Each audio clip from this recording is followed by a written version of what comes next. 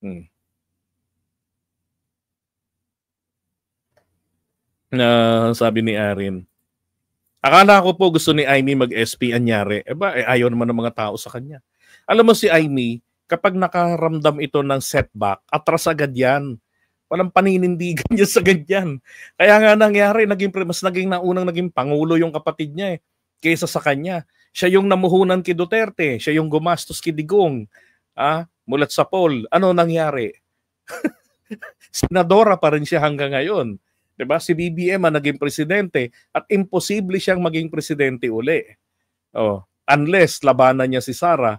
Pero palagay ko kung Aimee Sara lang ang maglalaban, nako, never again ako eh. Hindi na rin ako boboto. Bahala na ang mga DDS, 'di ba? Na magdesisyon sa Pilipinas para kung sakaling magkaletse-letse tayo, hindi ako kabilang diyan. Hindi ko binoto si Sara. Kayo lang ang bumoto. Kung magtagumpay kayo, edi congratulations, napaganda nyo ang Pilipinas, magpatuloy kayo. 'Di ba? Pero kung Aimee, ayoko, never na talaga. Never again. Tama na. Sobra na. Nakakasuka na ang ginagawa ni Aimee. Ito naman ang pag-usapan natin.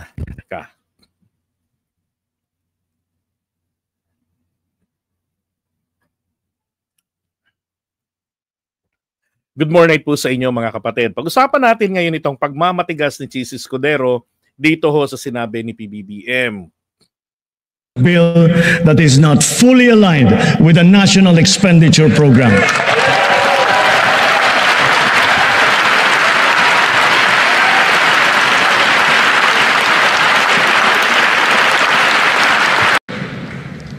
For the 2026 national budget, I will return any proposed general appropriations bill that is not fully aligned with the national expenditure program.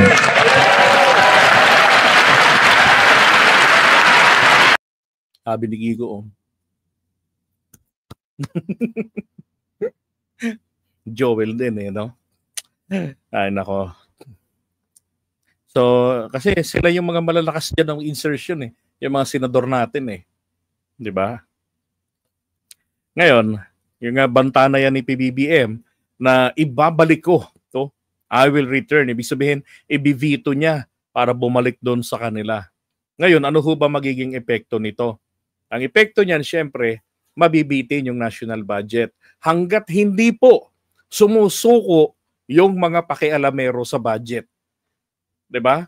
Kung igigiit nila yung kanilang proposal, yung kanilang insertion, kasi po yung nakaraang budget, again na naman, shout out dun sa mga kapwa ko vloggers na pinagpipilitan na hindi po pinaka-corrupt na budget ang 2025 GAA.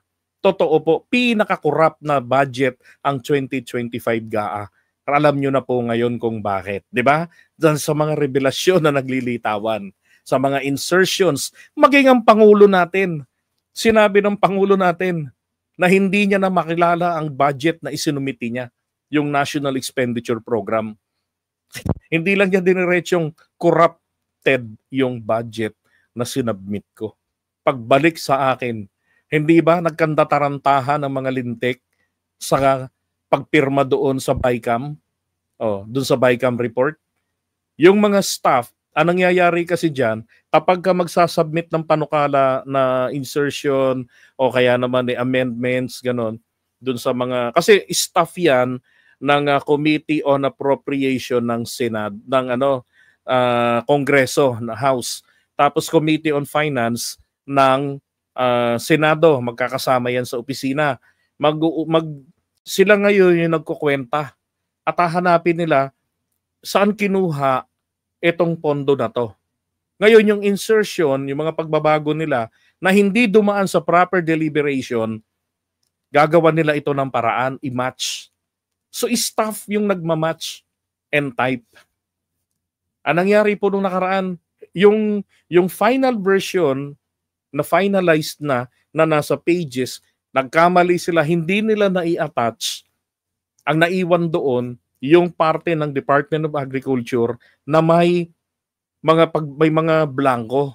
Totoo po yung may blanco. Ako lang din ang unang-unang nagsabing, totoo na may blanco doon sa GAA na pinirmahan nila.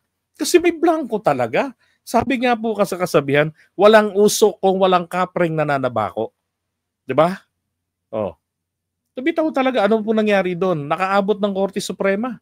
Pati pangalan ng Pangulo natin nakakaladkad dahil pumirma siya doon sa GAA. 'Di ba? Sa enrolled bill, at yun na nga po yung naging national budget ng 2025. Ganun po kakurap yung nangyari doon. Kasi pagka nag-submit na yung mga yan, meron yung small committee. Okay, yung small committee, ito yung mga representative ng magkabilaang partido, ng Senado, ng Kongreso na may kinalaman diyan sa budget. Doon po nangyayari ang malupit. 'Di ba? Sa private BICAM. Dapat po yan, public yan. Na ito balikan po natin yung panahon ni Alan Peter Cayetano when he was a congressman. Hindi ba hostage niya ang national budget? Ayaw niyang ipasa ang termino kay Velasco, kay Alan Lord J. Velasco. Ayaw niyang ipasa. Gusto niya mag-extension pa ng ilang buwan, 2 months yata. Bakit? Tapos binabanggit niya doon, yung mga may amendments kayo sa budget, pumunta kayo sa opisina namin. Meron kaming staff dito, meron small committee, sasubmit yan sa small committee para sila yung magplansya. Binabanggit yan lahat no ni Alan Cayetano, yan tungkol sa budget. Ganun lang po nangyayari ang BICAM. 'Di ba? Ilang buwan yan mula September, pinagtatalunan na ng Kongreso yan. Ng ibang mga kinatawan, pati sa Senado. Tapos pagdating po sa finalization, kung sino-sinong tao lang, 'di ba? Ang tumatanggap ng pagbabago, o tawag ni ron sa insertion ni Cheese, sa amendments, no? Hindi pala proposal, proposed amendments sa budget. Behind people's back. Yung proposal, 'di ba? Dapat ang ginagawa nila diyan ay nakikita ng taong bayan. Dapat po ang BICAM natin mayroon pong joint, ulitin ko, joint hearing. 'Di ba? Dapat to, pangalanan na ito, joint BICAM, kaya joint budget hearing. Ganon, para i-finalize yung mga versions ng dalawang kapulungan. At napapanood ng taong bayan. Yun po ang dapat. Dapat, yun ang inaabangan ko kay PBBM. Sana ipanawagan na rin niya ang public BICAM.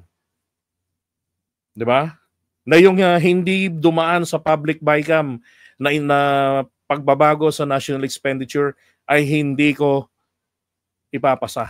Ibabalik ko. Pwede naman kasi po yung line item lang tatanggalin mo ron, ibabalik mo sa kanila. For example, nag-insert na naman sila dyan sa mga paborito nilang paglagyan. I-veto ng Pangulo yung mga yon. 'Di ba? Sa akin, okay lang naman i-veto ng Pangulo yung sa DPWH. Tragis, wala naman tayong maramdaman 'Di ba? Laki-laki ng budget ng DPWH, wala tayong maramdaman. Ang nararamdaman ko lang, binutas na naman yung kalsada, na ang ganda-ganda ng kalsada. Tapos ang tagal bago palitan ng yung mga spaltong binaklas. 'Di ba? Tapos yung Commonwealth, binaklas yung spalto.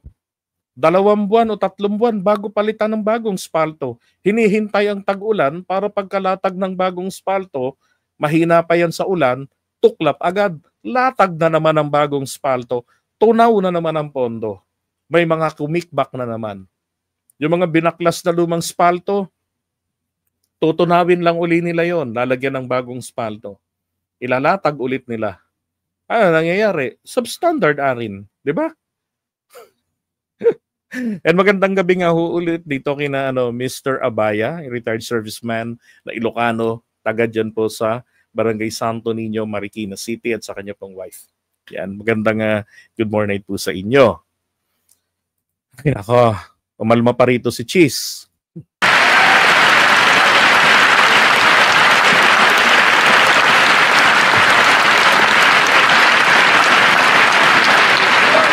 And further, I am willing to do this even if we end up with a reenacted budget.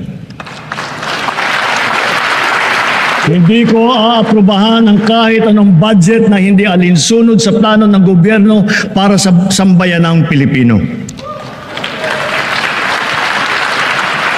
Mga kababayan, sa paghantong natin sa kalahati ng termino ng administrasyon, diba? Tama yan na manindigan ng ating Pangulo at igiit niya talaga. Kasi panahon na po na itama natin, itama ho ng ating pamahalaan ang pagpapatupad, no? At saka yung paggasta ng pera ng bayan. So, binabatikos ko nga si Sara sa sinasabi niyang mahalin natin ang Pilipinas. Chorva! Ay, syukran pala. Di ba? Kaya sabi ko, tama, mahalin natin ang Pilipinas. Sundin kung ano yung guidelines ng paggamit ng confidential funds. So rito ganun din. Di ba? Huwag nang hayaan yung mga insertions na yan. Oh. Madali naman po kasing malaman eh. Madali naman po kasing malaman yan, ang insertion. Tignan niyo yung budget ninyo. Tignan ninyo yung pagbabagong ginawa ng House of Representatives. Tapos tignan ninyo yung version ng Senado. Diba? Tapos yung cabinet secretaries ng respective agency, sila yung magre-review. Pag nakita ninyo yung mga matitinding mga pagbabago, lumobo, diba? Anong nangyari po kasi dyan, dagdag bawas yan eh. Ang budget na hinihingi, kunwari is 100 billion sa ganitong department. Diba? Mananatili pong 100 billion yan kasi bawal yan dagdagan. Pero, pansinin nyo yung ibang proyekto nyo, tinanggal nila. Siningitan ng mga kung ano-ano. And those are insertions. Wala doon sa proposal ng House, wala sa proposal ng Senate. So ano yung finalize doon? Di ba dapat galing po sa alin po sa dalawang yun ang pinagsama eh. O nang ibabaw sa finalized version. Di ba? Pero ipapasok nila ngayon, iba na itsura. Yun yung kunanakawin nila. Yun ang kukupitin nila. O. Di ba? That's correct. Ang nakakainis lang sa Kongreso eh. Una pang pinadaan sa akin eh. Na i-live ako patuloy na bash ng mga loyalista na pinangungunahan ko ang speaker at saka si PBBM. Galing sa kanila yan eh. Diba? Tsaka sa mga media, hiningi rin niya na isulong ang public bycam. Ngayon ang tawag na po ay open bycam. 'Di ba? Ila-live po yung bicameral. At saka ako hindi po ako pabor ng bycam pa rin po ang gagawin nila. Dapat po ito para official, merong transcript of records ng mga diskusyon ng pagpa-finalize. Dapat po ito ay official na session, joint session ng Kamara at ng Senado. Pera ng bayan yan. Pera namin yan. Bakit imimekos-mekos nyo sa loob ng pribadong hotel? Baka sa Sogo lang kayo mag-bycam eh. 'Di ba? O sa isang private resort lang eh, baka sa Boracay lang eh. Hindi namin alam eh kung paano na finalize eh. Where is the transparency there? 'Di ba? Ay nako. Sabi kasi ni Chis Escudero diyan, hindi daw po pwede yan na per se kung anong hinihingi ng ating pamahalaan. Ang gusto niyang mangyari ay pwede pa rin daw po yan na mabago. No? Kasi magkakaroon din ng proposal ang mga mambabatas. Yun na nga yung sinasabi ko eh. Pag mambabatas, gumawa ng batas. 'Di ba? Yung mga kongresista, bahagi ng kanilang duties and functions, alamin kung anong mapapapondohan sa national budget. Hanggang dun lang, huwag nang umepal sa implementation para hindi po kayo natitempt na kumikbak. Na ang tawag is SOP. 'Di ba? O padulas, ganyan. Huwag niyo hong i-corrupt yung mga kontraktor. Ang mga kontraktor hindi ho mga magnanakaw. Kayo lang ang mga magnanakaw. Dahil hindi nyo trabaho, pinanghihimasukan nyo. Kaya yung mga bahay nyo, lalong gumaganda. Yung mga chicks nyo, dumarami yung kabit nyo. Tapos, yung mga kotse nyo lalong dumadami. Magkano lang naman ang sahod nyo, hindi nyo kakayanin makalikom ng bilyones na halaga ng mga real properties. 'Di ba? Ay nako. Yun na nga po 'di ba yung mga mambabatas, yung mga kabitenyo, yan po yung mga mambubutas. Oh. Tapos yung mga yung mga kupitan diyan, yan yung mga korap diyan sa mga budget, mga SOP, hanggang barangay captain, kagawad, nakakakickback po diyan. Kaya anong gagawin ng kontraktor? 'Di ba? Kung ano yung natira, yun ang pagkakasyahin. Oh, ganun.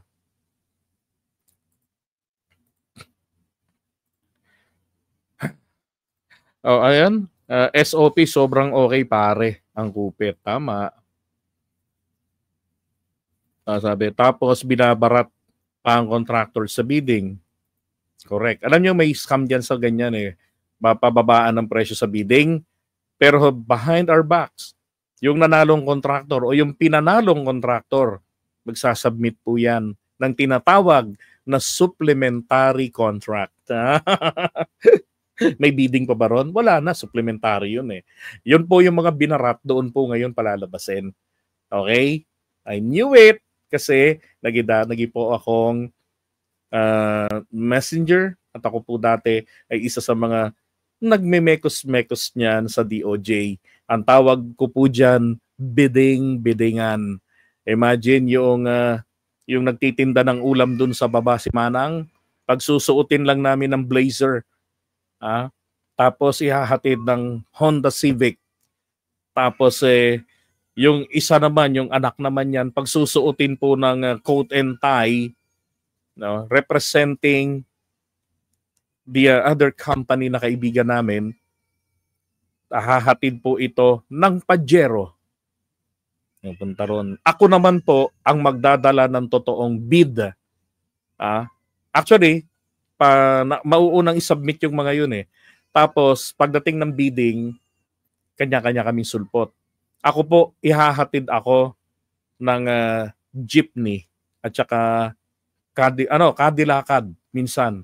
Pagbaba ng jeep, kadilakad na po. Tapos kunwari hindi kami magkakakilala, isnaban. Hanggang sa pag-alisan, isnaban.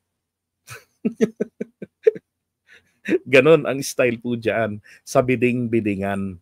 Okay? Ay nako. Alam na alam ko yung kalakaran sa ganyan.